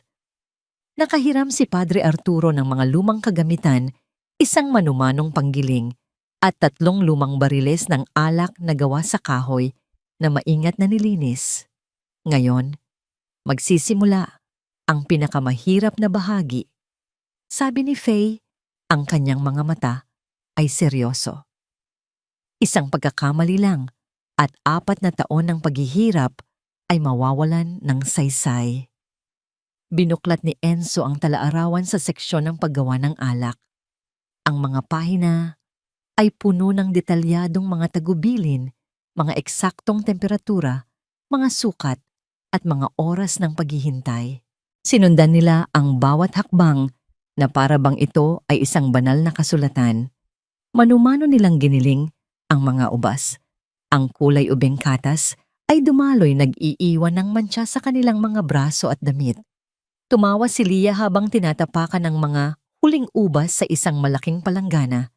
Ganito rin ang ginawa ni Inay, sabi niya. At ngayon ginagawa na rin natin. Napuno nila ang 3 bariles. Ang matamis na amoy ng sariwang katas ng ubas ay bumalot sa buong kamalig. 3 linggo. Basa ni Enzo mula sa talaarawan. Kailangang suriin ang temperatura 2 beses sa isang araw. Iyon ang naging pinakamahabang 3 linggo sa buhay ni Enzo. Araw at gabi, hindi siya mapakali. Palagi niyang tinitingnan ang mga bariles, kinakapa ang temperatura na para bang ang kanyang pagbabantay ay makakatulong sa proseso. Sa wakas dumating ang ika-21 araw, ang araw ng katotohanan. Nagtipon silang muli si Enzo Lia Rosario Fay at Padre Arturo. Ang hangin ay puno ng pananabik at kaba. Nanginginig ang mga kamay ni Enzo habang dahan-dahan niyang binubuksan ang gripo ng unang bariles. Isang maitim na pulang likido ang dumaloy sa isang pitsel. Isinalin niya ito sa 5 kupita. Ang kulay ay perpekto, malalim na ruby red. Mabango, sabi ni Fay habang inaamoy ang kupita. Itinaas din ni Enzo ang kanyang kupita. Para kay inay, sabi niya. Sabay-sabay silang uminom at sa isang iglap gumuho ang lahat. Isang matalas na kakapasong asim ang sumalubong sa kanyang dila. Hindi ito alak. Ito ay suka. Suka na hinaluan ng tubig. Napangiwi si Enzo at mabilis na idinura ang laman ng kanyang bibig. Tiningnan niya ang iba. Ang kanilang mga mukha ay puno ng pagkadismaya. Ganoon din ang kanilang ginawa. Hindi, bulong ni Enzo. Hindi maaari. Napakasim kumpirma ni Fay, sinusuri ang likido. Hindi ito maiinom. May kung anong nabasag sa loob ni Enzo. Ang pag-asa na kanyang inipon sa loob ng 4 na taon ay biglang naglaho. Sinunod ko ang lahat ng sinabi ni inay. Sigaw niya, ang kanyang boses ay nabasag. Bawat hakbang, bawat sukat. Nagsimulang tumulo ang kanyang mga luha. 4 na taon. 4 na taon ng mga kamay na may paltos at kalyo. 4 na taon ng pagtitiis sa gutom at lamig. 4 na taon ng pag-asa na nauwi sa wala. Humagulgol siya na paluhod sa sahig na lupa ng kamalig. Para sa wala ang lahat. Tumakbo si Lia at niyakap siya. Kuya, ayos lang. Hindi ayos. Sigaw niya, itinatago ang kanyang mukha sa kanyang mga kamay. Sa edad na 13, umiyak siya na parang yung 10 taong gulang na bata na nawalan ng lahat. Habang nagkakagulo, kinuha ni Rosario ang talaarawan mula sa mesa. Mabilis niyang binuklat ang mga pahina. Enzo, makinig ka. Sabi niya, ang kanyang boses ay mahinahon ngunit may diin. Ayoko nang magbasa. Basahin mo. Utos ni Rosario, mas malakas ngayon. Kinuha ni Enzo ang talaarawan. Itinuro ni Rosario ang isang maliit na sulat sa dulo ng isang kabanata. Ang sulat ni kamay ay tila medyo nanginginig na para bang isinulat ito pagkatapos ng isang matinding pagkabigo. Anak, kung binabasa mo ito, pagkatapos ng isang kabiguan, pakinggan mo ako. Ang aking unang batch ay pumalpak din, masyadong maasim. Ang pangalawa rin. At ang pangatlo. Ngunit ang pang-apat ay naging perpekto. Tandaan mo, ang kabiguan ay tagumpay lamang na nasa mabagal na kilos. Ayusin mo ang pH gamit ang calcium carbonate. I-ferment mo ulit. Huwag kang susuko. Nagmamahal, inay. Itinaas ni Enzo ang kanyang tingin. Mula sa talaarawan ang kanyang mga mata ay puno pa rin ng luha. Tumingin siya kay Lia, pagkatapos ay kay Rosario. 3 beses pumalpak si inay bago niya nakuha. Sabi ni Lia, ang kanyang boses ay puno ng bagong pag-asa. Tayo nasa una pa lang. Pinunasan ni Enzo ang kanyang mga luha. Tiningnan niya ang diagram sa ilalim ng sulat. Muli siyang tumayo. Ang apoy sa kanyang mga mata ay hindi pa namamatay. Ito ay nagbabalik. Kumuha si Fay ng calcium carbonate. Maingat nilang sinukat inayos ang timpla at isinara muli ang mga bariles. Panibagong 3 linggo ng paghihintay. Ngunit sa pagkakataong ito, hindi na ito paghihintay na puno ng pananabik, kundi isang paghihintay na puno ng panalangin. Ang sumunod na 3 linggo ay mas mabigat kaysa sa nauna. Ang bawat araw ay lumipas ng napakabagal. Ang dating pananabik ay napalitan ng isang tahimik at maingat na pag-asa. Walang nagsasalita tungkol sa alak. Nagpatuloy sila sa kanilang mga gawain pag-aalaga sa mga baging pagbebenta ng lavender na para bang ang 3 bariles sa kamalig ay hindi umiiral. Ngunit sa gabi alam ni Enzo na pareho sila ni Lia ng iniisip. Sana sa pagkakataong ito. Dumating ang ika-6 na linggo, ang araw ng pangalawang pagtikim. Sa pagkakataong ito, silang 5 lang ulit. Walang ibang imbitado. Kung sila ay mabibigo muli, mas gugustuhin nilang mangyari ito nang walang ibang nakasaksi. Ang katahimikan sa loob ng kamalig ay halos nakabibingi. Muling lumapit si Enzo sa unang bariles. Mas matatag na ang kanyang mga kamay ngayon. Dahan-dahan niyang binuksan ang gripo. Ang alak na dumaloy ay may parehong malalim na kulay ube. Kulay ube, ngunit may kakaiba sa amoy nito. Ang dating amoy suka ay nawala na palitan ng isang komplikadong halimuyak ng maitim na prutas, mga pampalasa, at isang bahagyang amoy ng lupa. Muli niyang pinuno ang 5 kopita, walang nagsalita. Nagkatinginan lamang sila. Itinaas ni Enzo ang kanyang kopita para kay Inay. Bulong niya halos isang panalangin. Ikiniling niya ang kopita at hinayaang dumaloy ang alak sa kanyang bibig. Isang pagsabog ng lasa. Hindi ito maasim, ito ay balanse. Ang lasa ng maitim na siresa at kaunting paminta ay sumayaw sa kanyang dila na may mahaba at makinis na pagtatapos. Hindi siya nagsalita. Hindi niya kaya. Ang bigat sa kanyang dibdib ay biglang gumaan na para bang isang malaking bato ang inalis mula rito. Tiningnan niya ang iba. Uminom si Rosario at dahan-dahang nagsimulang mamuo ang mga luha sa gilid ng kanyang mga mata. Ito si Elena. Bulong niya ang kanyang boses ay nanginginig. Ganitong-ganito ang lasa ng pangarap niya. Tumango si Faye, ang kanyang mga mata bilang isang eksperto ay nanlalaki sa pagkamangha. Napakasarap, sabi niya. Napakasarap nga. Itinaas ni Padre Arturo ang kanyang kopita sa hangin. Ang isang himala ay nangangailangan ng panahon, deklara niya. Ngunit sulit ang bawat luha at bawat patak ng pawis. Niyakap ni Enzo si Lia ng mahigpit at sa pagkakataong ito, pareho silang umiyak hindi dahil sa kalungkutan, kundi dahil sa purong kagalakan. Nagawa natin kuya, sabi ni Lia. Hindi pagtatama ni Enzo habang tinitingnan ang tala-arawan sa mesa. Si Inay ang gumawa nito, sinundan lang natin siya. Pinangalanan nila ang alak na pangarap ni Elena. Bawat bote ay nilagyan ng etiketang dinisenyo ni Lia isang simpleng guhit ng isang usbong na sumisibol mula sa isang tuyot na sanga. Dapat itong matikman ng mga tao, sabi ni Padre Arturo. Mayroong darating na kompetisyon ng alak sa rehiyon sa susunod na buwan. Isali ninyo ito. Nagkatinginan sina Enzo at Lia, tumango ang bata. Gugustuhin ni Inay na matikman nila ang pangarap niya. Sabi niya, ang bulwagan ng kompetisyon ay puno ng mga respetadong may-ari ng ubasan mula sa buong Batangas. Ang hangin ay amoy mamahaling oak at fermented na ubas. Si Enzo nakasuot. Nang pinakamatinong polong hiniram niya, ay nanginginig habang inaayos ang 3 bote ng pangarap ni Elena sa mesa ng mga hurado. Hawak ni Lia ang kanyang braso. Kasama natin si Inay, bulong nito. Ang paghuhusga ay blind tasting, 20 alak mula sa buong rehiyon.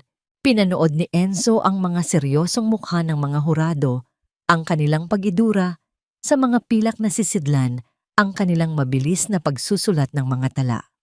Sa huling hilera, nakaupo si Pilar, nakasuot ng itim na bestida, ang kanyang mukha ay maputla. Pagkatapos ng halos 2 oras, tumayo ang punong hurado. Ang mananalo, para sa Best New Wine of the Year. Huminto ang paghinga ni Enzo. Pangarap ni Elena. Isang pagsabog ng palakpakan ang yumanig sa buong bulwagan. Hindi makahinga si Enzo. Tumalon si Leah, sumisigaw sa tuwa, si Rosario ay umiiyak.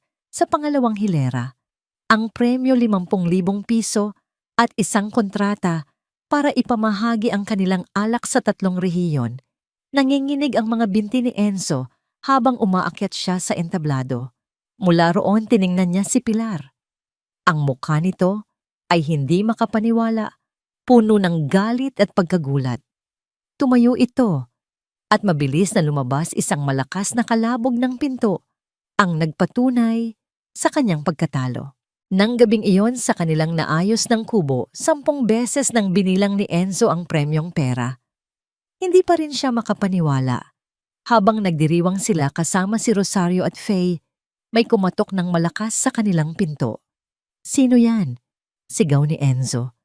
Si Samuel, si Notaryo Samuel." Binuksan ni Enzo ang pinto. Ang notaryo ay lasing na lasing, ang kanyang damit ay gusot, at ang kanyang mga mata ay namumula. Nandito ako para sabihin ang totoo."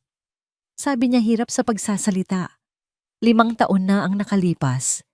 Binayaran ako ni Pilar para palitan ng testamento. Nanigas si Enzo. Ang buong mundo ay tila huminto sa pag-ikot. Ang totoong testamento ay nag-iiwan ng kalahati ng pangunahing ubasan sa inyo ni Leah. Pinalitan ko ito. Patawarin mo ako, bata. Hindi ko na kaya. Hindi ko na kayang mabuhay ng may ganitong kasalanan. Ang legal na taning para maghabla ay 5 taon. Patuloy ng notaryo. Lumipas na yon. Hindi na kayo pwedeng magsampa ng kaso. Natumba si Samuel sa dilim sa labas. Isinara ni Enzo ang pinto. Ang kanyang paghinga ay mabigat at mabilis na parang isang sinasakal na hayop. "Kuya, anong nangyari?" tanong ni Leah na lumabas mula sa kanyang silid. Hindi sumagot si Enzo. Buong lakas niyang sinuntok ang dingding na kahoy. Isang matalas na sakit ang gumuhit sa kanyang mga daliri. Nagdugo ang kanyang mga buko. "Ninakawan nila tayo."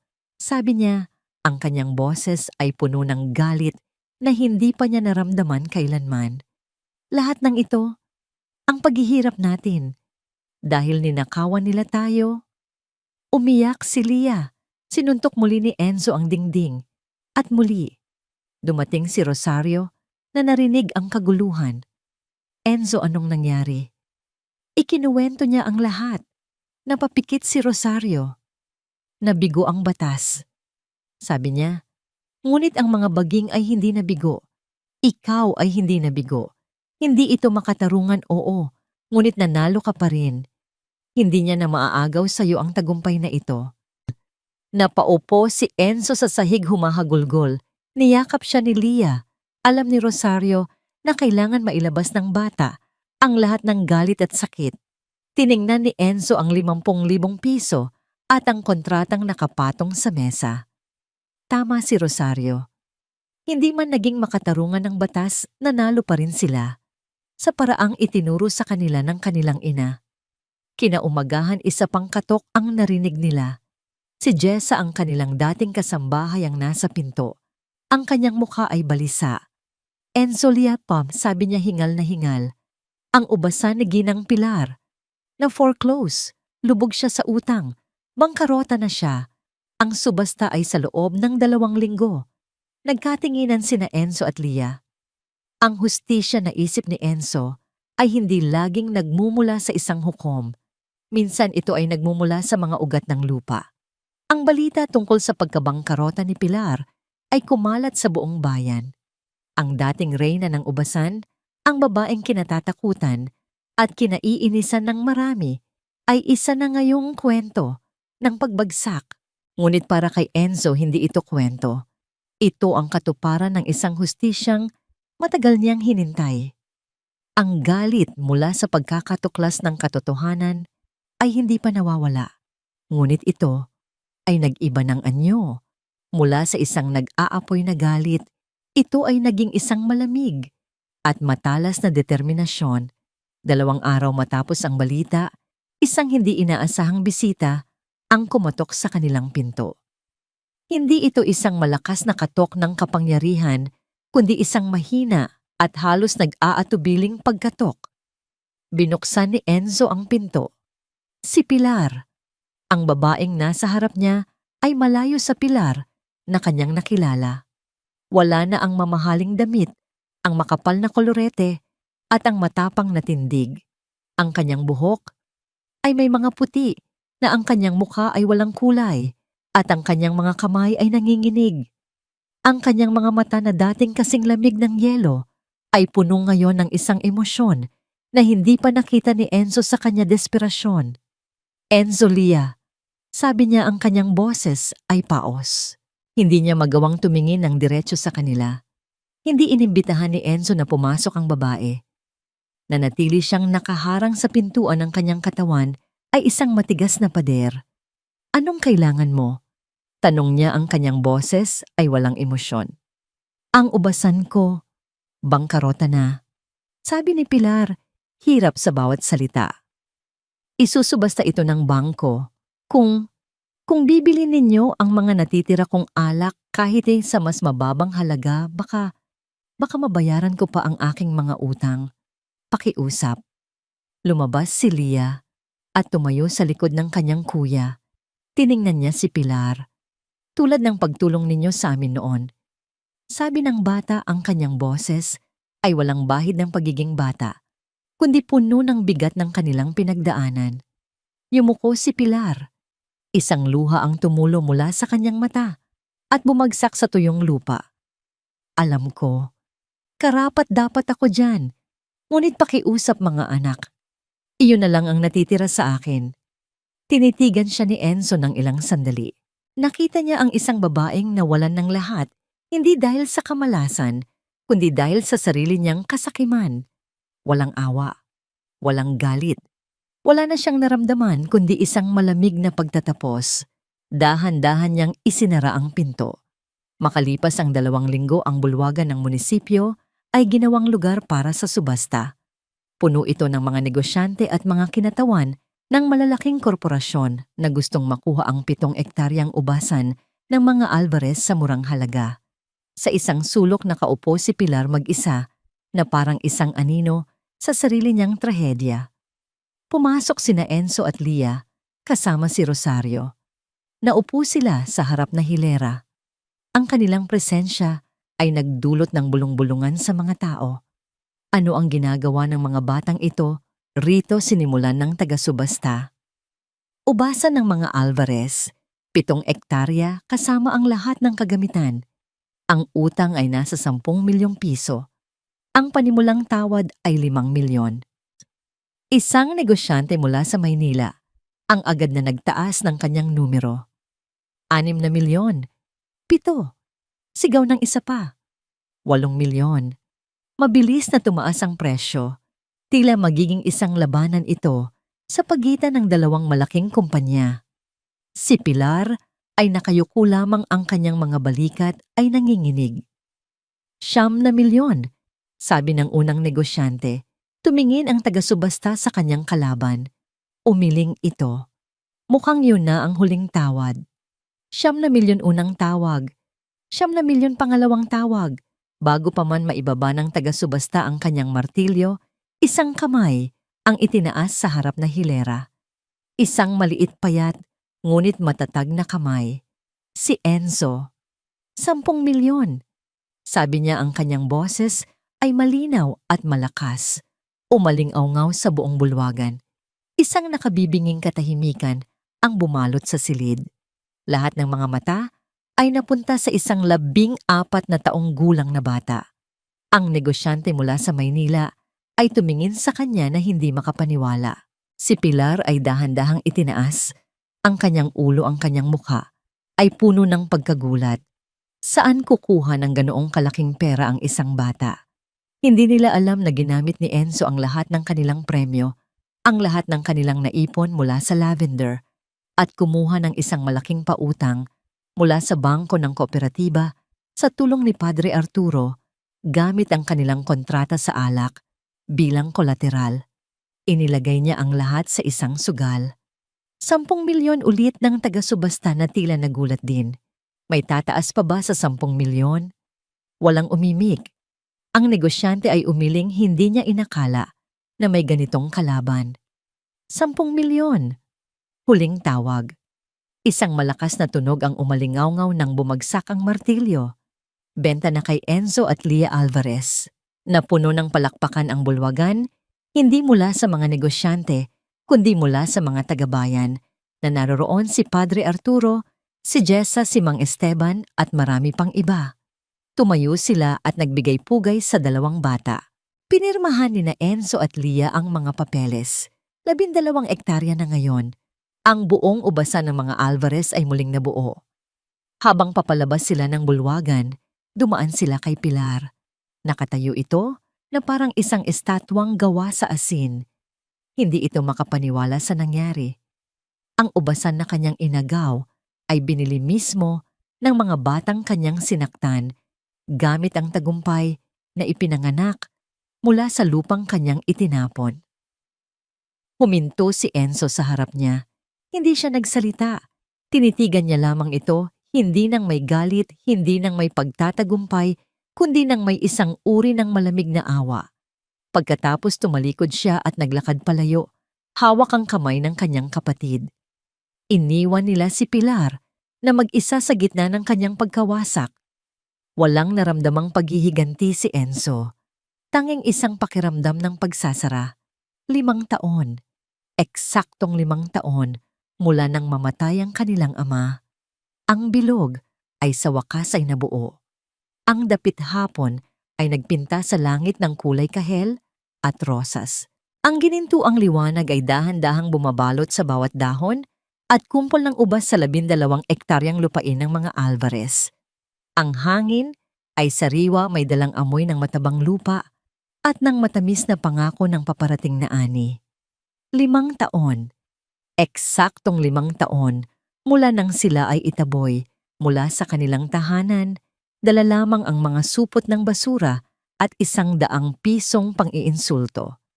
Si Enzo ngayon ay 15 anyos ay naglalakad sa pagitan ng mga hilera. Ang kanyang katawan ay hindi na payat. Ito'y mas matangkad at matipuno, hinubog ng 5 taon nang walang humpay na pagtatrabaho. Ang kanyang mga kamay na dati malambot ay puno na ngayon ng mga kalyo, mga marka ng kanyang sakripisyo at tagumpay. Ang kanyang mga mata ay hindi na nagpapakita ng takot ng isang bata, kundi ng kumpiyansa ng isang leader. Sa kanyang tabi si Leah, 10 taong gulang na, ay masayang tumatalon-talon habang dala ang isang sketchbook. Ang dating batang umiiyak sa takot ay isa na ngayong masayahin at malikhaing dalagita. Ang buong ubasan ay puno ng buhay. Ang pangarap ni Elena ay isa ng kilalang tatak ng alak ibinebenta. Hindi lamang sa 3 rehiyon, kundi sa mga piling tindahan na rin sa Maynila. Nagbigay sila ng trabaho sa maraming tagabayan. Si Jessa na ang namamahala sa mga benta, si Faye ang nangangasiwa sa ani, at si Mang Esteban ang nagtuturo sa mga bagong manggagawa. Maging si Jax ang dating nang aasar sa kanila ay isa na sa kanyang mga pinagkakatiwalaang katulong tuwing anihan. Nakatanggap si Enzo ng isang buong scholarship sa isang prestihiyosong universidad ng agrikultura. Si Leah naman, ang kanyang mga guhit para sa etiketa ng bote ay ibinebenta na rin bilang mga art print sa maliit na tindahan na kanilang itinayo sa tabi ng ubasan. Huminto sila sa isang bahagi ng ubasan kung saan tanaw ang buong lupain ng luma at ang bago ngayon ay pinag-isa na. Kuya, tanong ni Leah habang umuupo sa malambot na damo. Sa tingin mo, ipinagmamalaki tayo ni Inay? Umupo si Enzo sa tabi niya. Kumuha siya ng isang hinog na ubas mula sa sanga at ibinigay ito kay Leah. Tumingin siya sa malawak na taniman sa bawat puno na kanyang inalagaan mula sa pagiging isang patay na sanga. Hindi niya tayo kailangang ipagmalaki, bunso. Sagot niya, isang bahagyang nangiti ang gumuhit sa kanyang mga labi. Dahil alam niyang mangyayari ito. Itinuro niya ang tala-arawan na laging nakalagay sa isang supot sa kanyang tagiliran. Iniwan niya sa atin ang mapa. Tiniyak niyang hindi tayo maliligaw. Hindi siya kailanman umalis. Tumingin sila sa papalubog na araw. Ang mga baging na minsang naging simbolo ng kanilang kabiguan ay nagniningning ngayon na parang mga hiyas. Ang dating sira-sirang kubo sa di kalayuan ay isa na ngayong maayos at matibay na tahanan. Ipinakita ni Leah ang kanyang pinakabagong guhit sa kanyang sketchbook. Ito ang magiging disenyo para sa pinakabago nilang alak, isang special reserve. Ang guhit ay simple, ngunit puno ng kahulugan. 2 pares ng kamay na magkasamang nagtatanim ng isang maliit na puno ng ubas. Ang isang pares ay malaki at pambabae ang mga kamay ng isang ina. Ang isa naman ay maliliit ang mga kamay ng 2 bata. Sa ilalim ng guhit isinulat ni Leah ang mga salita. Ang itinanim sa pag-ibig ay hindi namamatay. Niyakap ni Enzo ang kanyang kapatid. Dito sa gitna ng kanilang ubasan, sa ilalim ng papalubog na araw, naramdaman niya ang isang kapayapaang matagal na niyang hinahanap. Hindi sila nanalo dahil tinulungan sila ng batas o dahil sinuwerte sila. Nanalo sila dahil tinuruan sila ng kanilang ina kung paano magtanim sa gitna ng kawalan. Tinuruan silang diligan ng pawis at luha ang isang baog na lupa. At magtiwala na sa ilalim ng lupa sa dilim, may mga ugat na naghihintay lamang ng tamang panahon upang gumising. Ang pamana sa kanila ay hindi ang ubasan. Ang tunay na pamana ay ang kaalaman na kahit iwanan ka sa isang tuyot na lupain na may kaunting pera sa iyong bulsa, kaya mong maghasik ng isang kinabukasan. At kung didiligan mo ito ng pagmamahal at pagtitiyaga, isang araw, gigising ang mga ugat. At hinding-hindi na sila muling mamamatay. Ang hangin ay marahang umihip na nagdulot ng isang mahinang tunog sa mga dahon ng ubas. Tila isang bulong ng isang inang masayang nakamasid mula sa malayo. Isang umaga ng Abril, habang ang hamog ay kumakapit pa sa mga dahon ng ubas, isang sulat ang dumating. Hindi ito karaniwang bayarin o order mula sa isang kliyente. Mayroon itong opisyal na selyo ng pinakaprestihiyosong universidad ng agrikultura sa bansa. Nanginginig ang mga kamay ni Enzo habang binubuksan ito. Sa bawat salitang kanyang binabasa, unti-unting lumalawak ang kanyang mga mata. Puno ng paghanga kagalakan at isang biglaang bigat sa kanyang dibdib. "Kuya, anong sabi?" Tanong ni Leah habang kinakain ang kanyang almusal na pandesal. Itinaas ni Enzo ang papel. "Nakatanggap ako." Sabi niya, ang kanyang boses ay halos hindi marinig. "Tinanggap nila ako. Full scholarship, Leah. Libre lahat." Isang malakas na sigaw ng tuwa ang kumawala kay Leah. Tumalon siya mula sa kanyang upuan at niyakap ng mahigpit ang kanyang kapatid. "Sabi ko na sa'yo, kuya. Sabi ko na ikaw ang pinakamagaling." Niyakap din siya ni Enzo. Ito ang pangarap.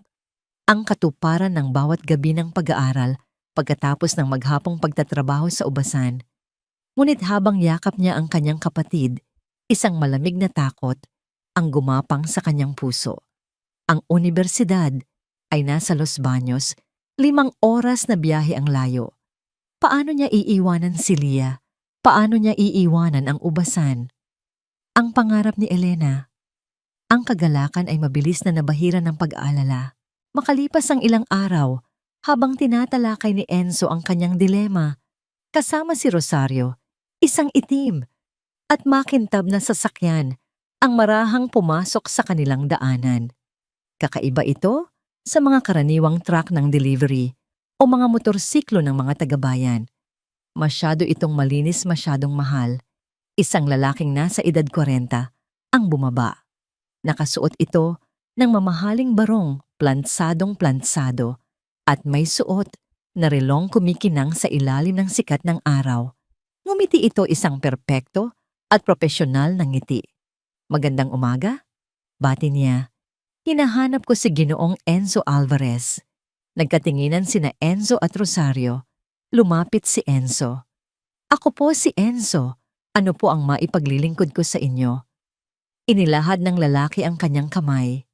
Ako si Martin Reyes mula sa Verde Holdings, isang karangalan na makilala ka iho.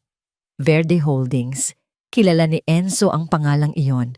Isa itong higanteng korporasyon sa agrikultura, may-ari ng malalaking plantasyon ng saging pinya at tubo sa buong bansa. Ano ang kailangan nila sa isang maliit na ubasan? Napaka-inspirasyon ng inyong kwento, Enzo. Sabi ni Martin habang iginagala ang kanyang mga mata sa maayos na mga hilera ng baging. Binasa namin ang lahat ng artikulo tungkol sa inyo. Mula sa abo nagtayo kayo ng isang imperyo. Kamangha-mangha. Hindi komportable si Enzo sa papuri. Nagpapasalamat po ako. Kaya kami narito. Patuloy ni Martin na nagiging mas seryoso ngayon. Ang Verde Holdings ay laging naghahanap ng mga kwentong tulad ng sa inyo mga kwento ng katatagan at kalidad. At naniniwala kami na ang pangarap ni Elena ay may potensyal na maging isang pandaigdigang tatak. Pandaigdigan? Oo. Ngunit para marating iyon, kailangan ninyo ng tulong. Isang kasosyo na may malawak na mapagkukunan at network. Isang kasosyo tulad namin. Dinala sila ni Martin sa isang maliit na mesa sa ilalim ng isang puno. Inilabas niya ang isang makintab na folder. Sa loob, may mga dokumento at mga numero. Narito ang aming alok, Enzo. Gusto naming bilhin ang tatak na pangarap ni Elena at ang buong 12 ektaryang ubasan. Ipinakita niya ang isang numero sa ilalim ng isang dokumento. Isang numero na may napakaraming zero na halos mahilo si Enzo. 100 milyong piso, sabi ni Martin na tila nagbabanggit lang ng presyo ng candy. Isang halaga na titiyak sa kinabukasan mo at ng iyong kapatid habang buhay. Makakapag-aral ka sa kahit saang unibersidad sa mundo. Si Lia, mabibigyan mo ng buhay na hindi mo naranasan. Wala nang pag-aalala, wala nang pagtatrabaho sa ilalim ng araw. Natigilan si Enzo. 100 milyon. Ang halagang yon ay hindi lamang malaki. Ito ay hindi kapani-paniwala. Ngunit isang imahe ang biglang pumasok sa kanyang isip, ang sulat kamay ng kanyang ina sa tala-arawan. At anong mangyayari sa ubasan? Tanong ni Enzo, ang kanyang boses ay kalmado. Pangangasiwaan namin ito, sagot ni Martin. Imo-modernize namin ang produksyon, palalakihin ang ani. Dadalhin namin ang pangarap ng iyong ina sa buong mundo. Isang paraan ito ng pagbibigay pugay sa kanyang pamana. Umiling si Enzo. Ang pamana ng aking ina ay hindi isang produkto, Ginoong Martin. Ito ay isang proseso. Nasa bawat puno ito na aming inalagaan, sa bawat patak ng pawis na aming ibinuhos. Tumingin siya ng diretso sa mga mata ng lalaki. Hindi po ito para sa benta. Maraming salamat sa alok. Ang ngiti ni Martin ay hindi nagbago, ngunit ang kanyang mga mata ay bahagyang nanlamig.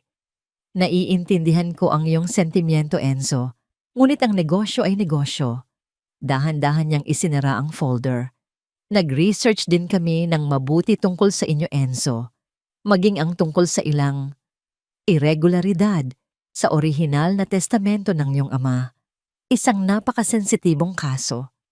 Alam mo, isang simpleng kaso lamang mula sa isang malayong kamag-anak na naghahabol sa mana ay maaaring magdulot ng malaking sakit ng ulo. Maaaring makwestiyon ang inyong karapatan sa pag-aari sa lupaing ito. Nanigas ang katawan ni Enzo. Ginamit nito ang kanilang nakaraan laban sa kanila. Ngunit patuloy ni Martin na may malumanay na boses, kung makikipagtulungan kayo sa amin, ang malawak na legal team ng Verde Holdings ang magiging inyong panangga. Poprotektahan namin kayo mula sa lahat ng gulo. Isipin mo ito bilang isang insurance, isang alok, at isang banta. Nakabalot sa iisang makintab na pakete. Tumayo si Martin. Inilapag niya ang kanyang business card sa mesa. Pag-isipan mong mabuti, Enzo, para sa kinabukasan ninyo ni Lia. Tatawag ako sa susunod na linggo. Sumakay siya sa kanyang sasakyan at umalis, nag-iwan ng alikabok at isang mabigat na katahimikan. Naiwang nakatayo si Enzo hawak sa isang kamay, ang sulat ng pagtanggap sa unibersidad, at sa isipan naman ay ang alok ni Martin. Na-realize niya na ang laban ay hindi pa tapos. Ang kanilang nakaraan ay hindi pa ganap na nailibing, at ito ay naging sandata sa kamay ng isang bagong kalaban, isang kalaban na mas malaki, mas matalino, at mas mapanganib kaysa kay Pilar. Ang alok ni Martin ay parang isang laso na dahan-dahang kumalat sa tahimik na buhay ni na Enzo at Lia. Sa unang pagkakataon sa loob ng maraming taon, isang pader ang tila na magitan sa kanila. Naging tahimik si Enzo, malalim ang iniisip, palaging hawak ang sulat mula sa unibersidad na para bang ito ay isang mabigat na pasanin. Napansin ito ni Lia. Isang gabi, habang naghahapunan sila, hindi na nakatiis si Lia. "Kuya, ano po bang problema?" tanong niya. Dahil ba yan sa lalaking yon? Hindi agad sumagot si Enzo. Tiningnan niya ang kanyang kapatid. "Iniisip ko lang ang kinabukasan mo, Lia. Ang perang yon. Mababago nito ang lahat." Biglang tumayo si Lia, ang kanyang mga mata ay nag-aapoy. "Ang perang yun o, ang takot mo dahil sa banta niya. Akala ko ba tapos na tayo sa takot, kuya? Ipagpapalit mo ba ang pangarap ni inay dahil lang natatakot ka?" Nasaktan si Enzo sa paratang. "Hindi mo naintindihan. Ginagawa ko ito para sa'yo." "Hindi." Sigaw ni Lia, at ito ang unang pagkakataon na sinigawan niya ang kanyang kapatid. "Ginagawa mo yan para sa sarili mo dahil pagod ka na. Pero ako, kuya, hinding-hindi ako mapapagod na alagaan ang iniwan ni inay." Tumakbo siya papasok sa kanyang silid at malakas na isinara ang pinto. Naiwang mag-isa si Enzo sa gitna ng katahimikan, sugatan sa mga salita ng kanyang kapatid. Kinaumagahan, gulong-gulo ang isip, nilapitan niya si Rosario. Ikinuwento niya ang lahat, ang alok, ang banta, at ang pag-aaway nila ni Lia. Huminga ng malalim ang matanda. Ang pinakamalaking pagkakamali ni Martin ay ang isipin na ang kapangyarihan ninyo ay nasa mga papel at titulo ng lupa. Sabi ni Rosario, "Ang tunay na lakas ninyo, Enzo, ay wala sa korte. Nasa kwento ninyo at nasa mga taong naniniwala sa kwentong yon." Habang nag-uusap sila, isang hindi inaasahang bisita ang dumating. Si Notaryo Samuel. Mas matanda na ang itsura, ngunit mas payapa na ang kanyang mga mata. Nakarating sa kanya ang balita tungkol sa tangka ng Verde Holdings. "Narito ako para itama ang aking pagkakamali," sabi niya. Inilabas niya mula sa kanyang lumang briefcase ang isang dokumento. "Ito ang orihinal na testamento. Itinago ko ang isang kopya sa lahat ng mga taong ito. Handa akong tumestigo sa korte. Handa akong harapin ang anumang parusa." Ibinigay niya ito kay Enzo. Ang huling piraso ng kanilang masakit na nakaraan ay hawak na niya ngayon. Samantala, hindi tumigil si Martin.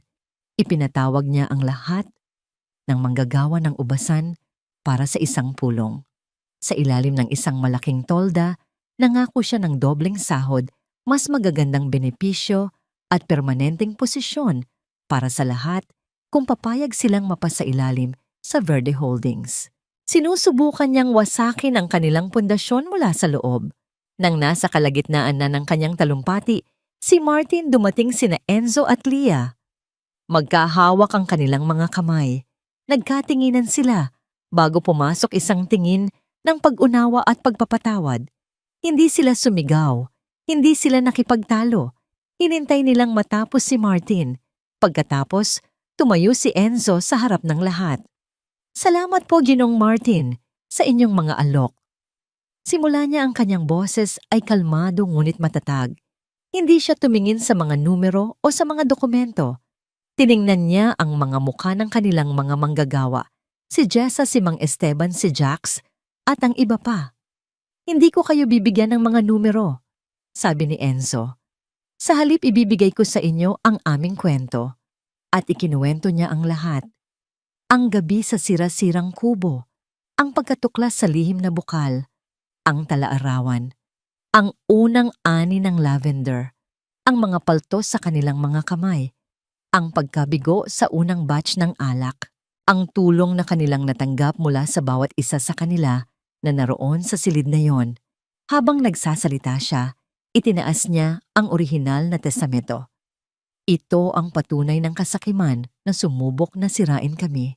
At ito, sabi niya habang itinuturo ang buong ubasan, ito ang patunay ng pagmamahal na nagligtas sa amin.